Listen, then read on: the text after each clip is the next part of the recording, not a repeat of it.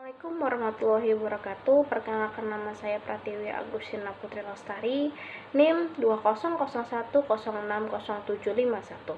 jurusan Bimbingan dan Konseling Pendidikan Islam. Alasan saya membuat video ini guna untuk memenuhi tugas UAS mata kuliah, yaitu dasar-dasar administrasi manajemen pendidikan. Tentang administrasi pendidikan. Administrasi pendidikan merupakan proses mencapai tujuan pendidikan. Tentu saja, dengan memperhatikan komponen pendidikan dan memperhatikan sistem pendidikan, pastinya setiap negara sudah memiliki sistem pendidikannya sendiri-sendiri. Itu sebabnya sistem pada setiap negara itu berbeda. Pada prinsipnya, sistem pendidikan ini berperan sebagai pendukung dan memperlancar proses belajar mengajar. Dalam menjalankan administrasi pendidikan itu sendiri, ada banyak sekali hal yang harus dikerjakan. Belum lagi, banyak kasus sosial terkait putus sekolah dan masalah tentang pendidikan karakter yang kurang. Nah, permasalahan yang terjadi di masyarakat seperti inilah yang sangat penting memperhatikan tujuan manajemen pendidikan yang baik. Karena bagaimanapun juga, di pelosok dan daerah masih banyak yang putus sekolah yang harus ditangani secara administratif. Jadi, hubungan antara administrasi, manajemen, kepemimpinan, dan human relation berdasarkan teori yang dikemukakan oleh Ordway, Ted, dan Dalton McFarland dapat disimpulkan bahwa administrasi terdiri dari organisasi dan manajemen. Kemudian, jika kita mempelajari teori Dimok dan Koenig, inti dari manajemen adalah kepemimpinan. Dalam pengambilan keputusan, yang mempunyai tanggung jawab dalam pengambilan keputusan adalah pemimpin atau kepala. Maka dengan demikian, inti dari kepemimpinan ialah pengambilan keputusan. Dalam proses pengambilan keputusan oleh pemimpin, yang harus menjadi pertimbangan adalah hubungan antar manusia atau human relation, terutama hubungan pemimpin dengan bawahan selaku staf pimpinan. Dalam hal ini, perlu dipertimbangkan bahwa seberapa besar kontribusi bawahan kepada pemimpin dalam proses pengambilan keputusan. Dengan demikian, dapat disimpulkan bahwa inti dari pengambilan keputusan adalah hubungan antar manusia atau human relation. Berikut ini adalah gambar dari hubungan administrasi, manajemen, kepemimpinan, dan juga human relation. Persamaan dan perbedaan antara administrasi dan manajemen. Yang pertama, adapun persamaannya antara administrasi dan manajemen. Yang pertama, dalam penerapan administrasi dan manajemen tidak dapat dipisahkan, hanya kegiatannya yang dapat dibedakan. Yang kedua, persamaannya yaitu administrasi bersifat konsep, menentukan tujuan dan kebijaksanaan secara umum secara menyeluruh, sedangkan manajemen sebagai subkonsep yang bertugas melaksanakan semua kegiatan untuk mencapai tujuan dan kebijaksanaan yang sudah tertutup pada tingkat administrasi. Kedua, adapun perbedaan antara administrasi dan manajemen. Administrasi lebih luas daripada manajemen karena manajemen sebagai salah satu unsur dan merupakan inti dari administrasi sebagai pelaksana yang bersifat operasional, melainkan mengatur tindakan-tindakan pelaksanaan oleh sekelompok orang yang disebut staf. Jadi, dengan manajemen, administrasi akan mencapai tujuannya. Selanjutnya yaitu ada administrasi keuangan. Administrasi keuangan adalah proses pengelolaan yang melibatkan semua kegiatan yang berhubungan dengan keuangan, pembuatan laporan keuangan, dan pencapaian tujuan untuk kepentingan bersama. Agar sistem keuangan bisa teratur, maka diperlukan budget atau anggaran. Budget ini berisi tentang berbagai anggaran, pemasukan dana maupun pengeluaran dana. Setelah mengetahui pengertian apa itu administrasi keuangan, adapun tugas yang dikerjakan oleh administrasi keuangan, yang pertama membuat rencana keuangan. Jadi sebagai bagian dari administrasi keuangan, diharuskan untuk membuat rencana keuangan seperti perencanaan peminjaman, uang kas masuk dan uang kas keluar, kemudian membuat laporan keuangan secara berkala, dan juga membuat catatan besaran anggaran belanja dan pemasukan yang telah diterima. Yang kedua, ada mengatur arus uang.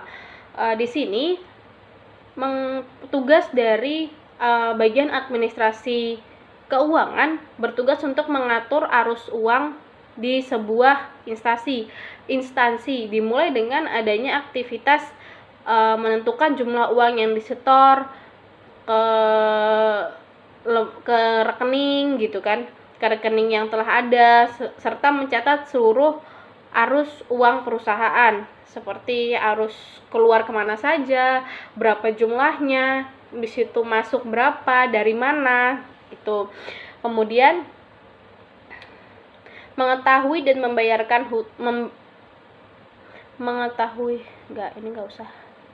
Kemudian menyusun kebijakan anggaran keuangan perusahaan.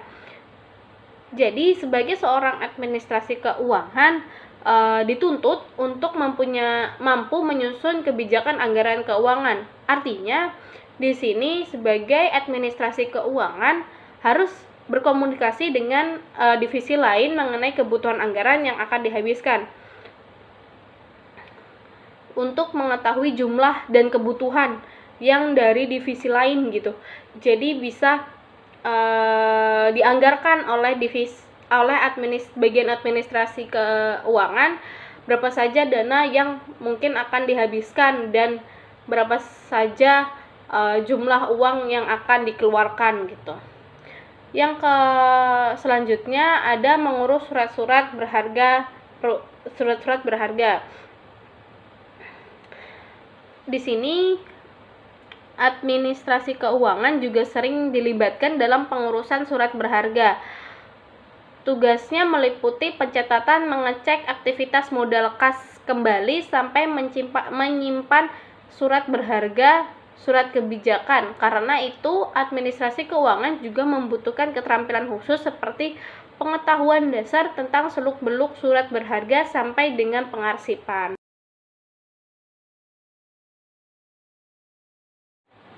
Jadi soal selanjutnya itu apa yang dimaksud dengan istilah-istilah di bawah ini. Yang pertama ada planning, yang kedua organizing, yang ketiga ada motivating, yang keempat ada staffing, yang kelima ada directing, yang keenam ada reporting.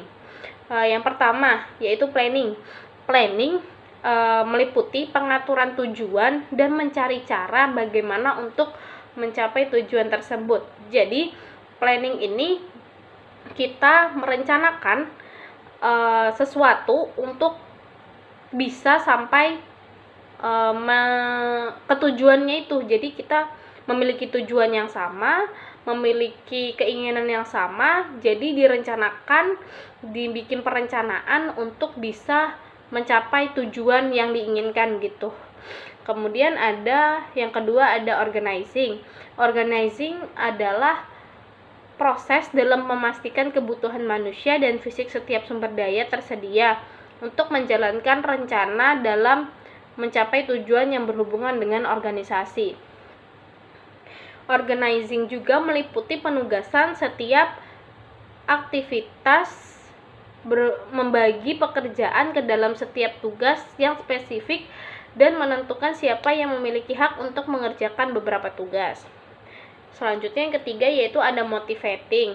Motivating adalah fungsi manajemen yang berupa pemberian inspirasi, semangat, dan dorongan kepada teman atau karyawan agar bisa melakukan kegiatan secara sukarela sesuai dengan apa yang diinginkan oleh atasan atau pemimpin.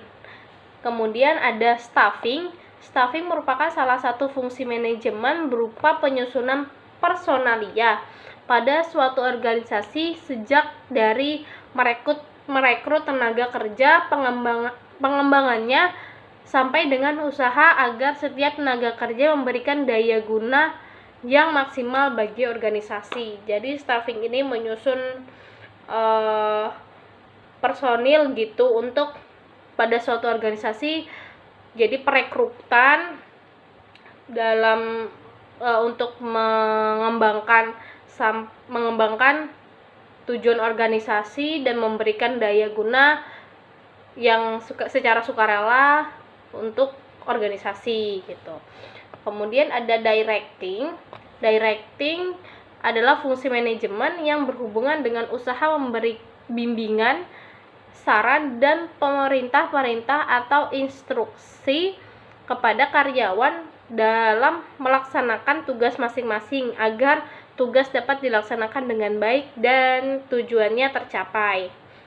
Yang terakhir ada reporting. Reporting adalah salah satu fungsi manajemen berupa penyampaian, perkembangan atau hasil kegiatan mengenai segala hal yang berkaitan dengan tugas, fungsi-fungsi kepada pejabat yang lebih tinggi. Jadi reporting ini adalah pelaporan kepada atasan gitu. Jadi kalau misalnya ada laporan apapun, misalnya kalau misalnya di mahasiswa itu ada LPJ, jadi laporan pertanggungjawaban gitu. Jadi sebagai kepala kegiatan, jadi ketua kegiatan melaporkan kepada ketua umum, misalnya ketua umum DEMA, ketua umum HMJ gitu.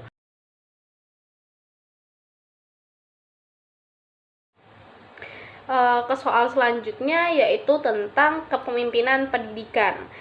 Jadi pengertian kepemimpinan pendidikan itu sendiri merupakan kemampuan untuk menggerakkan pelaksanaan pendidikan sehingga tujuan pendidikan yang telah ditetapkan dapat tercapai secara efektif dan efisien.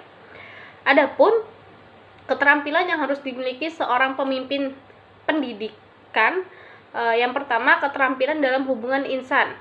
Hubungan insan merupakan hubungan antar manusia. Ada dua jenis hubungan, yaitu yang pertama ada hubungan karena tugas resmi dan yang kedua hubungan keluarga. Keterampilan dalam proses kelompok. Maksud utama adalah meningkatkan partisipasi anggota kelompok sehingga dapat mengefektifkan potensi. Pemimpin sebagai penengah, pendamai dan bukan menjadi hakim. Yang kedua, ada keterampilan dalam proses administrasi personil. Kegiatan ini mencakup segala usaha yang menggunakan keahlian yang dimiliki petugas secara efektif. Kegiatannya meliputi seleksi, pengangkatan, penempatan, penugasan orientasi, pengawasan, bimbingan, dan pengembangan, serta kesejahteraan. Yang ketiga, keterampilan dalam menilai merupakan usaha untuk mengetahui sejauh mana tujuan sudah tercapai. Teknik dan prosedur evaluasi, menentukan tujuan penilaian, menetapkan norma dan ukuran yang akan dinilai, mengumpulkan data-data, pengolahan data, menyimpulkan hasil penilaian. Adapun dalil tentang kepemimpinan yaitu terdapat dalam Quran surah Al-Baqarah ayat 30 yang artinya, ingatlah ketika Tuhanmu berfirman kepada para malaikat, sesungguhnya aku hendak menjadikan seorang khalifah di muka bumi. Mereka berkata, mengapa engkau hendak menjadikan khalifah di bumi? Menjadikan khalifah di bumi itu orang yang akan membuat kerusakan padanya dan menumpahkan darah. Padahal kami senantiasa bertasbih dengan memuji engkau dan mensucikan engkau. Tuhan berfirman, sesungguhnya aku mengetahui apa yang tidak kamu ketahui. Quran surah Al-Baqarah ayat 30. Dan di soal selanjutnya mengenai supervisi pendidikan. Secara sistematik, supervisi pendidikan adalah pembinaan yang berupa bimbingan atau tuntunan ke arah perbaikan situasi pendidikan pada umumnya dan peningkatan mutu mengajar dan belajar pada khususnya. Jadi, mengapa supervisi pendidikan itu harus ada? Karena supervisi pendidikan berperan untuk mengawasi kegiatan jalannya pendidikan dan memperbaiki kekurangan dan kesalahan dalam proses pendidikan untuk meningkatkan kualitas pendidikan. Kualitas pendidikan dapat dilihat dari prestasi akademik dan non-akademik.